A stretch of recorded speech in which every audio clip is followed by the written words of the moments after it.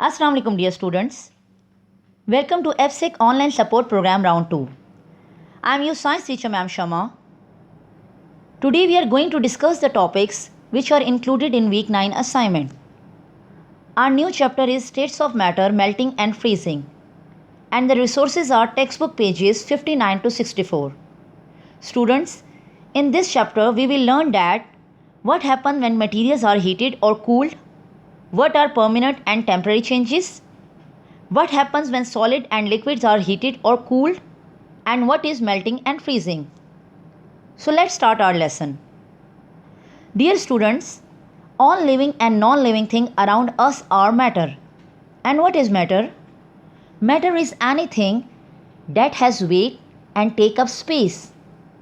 It means that everything in the world is made up of matter because they all have masses and they take up space.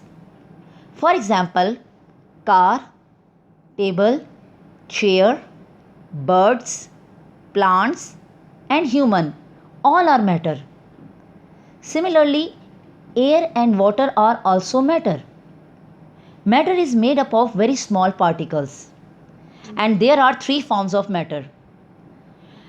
It means that matter exists in three different states. The three states of matter are solid, liquid and gas. As you can see in this picture, solids have a definite shape. Liquid has no definite shape and gas also has no definite shape. Paper, stone and glass are some examples of solid. Water, milk and oil are the examples of liquid, and the gases are present in the air.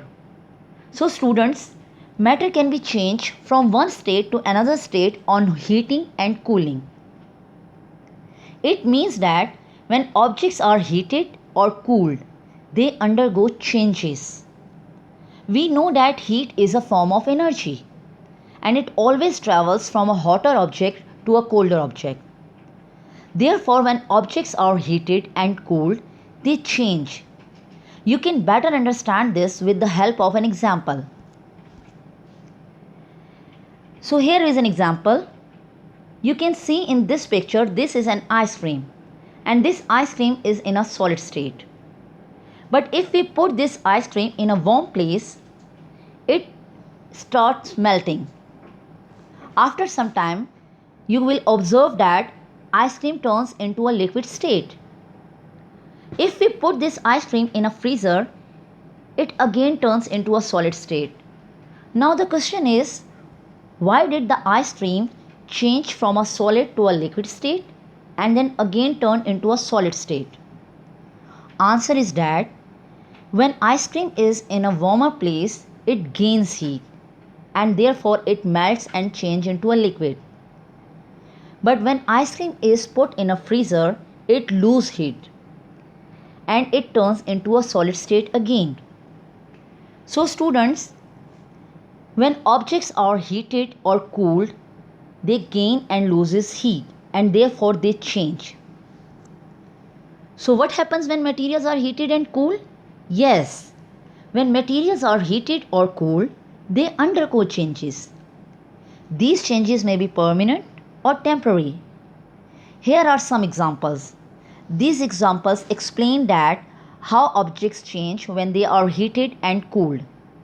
So, when paper is heated, it burns and it turns into ash, as you can see in this picture.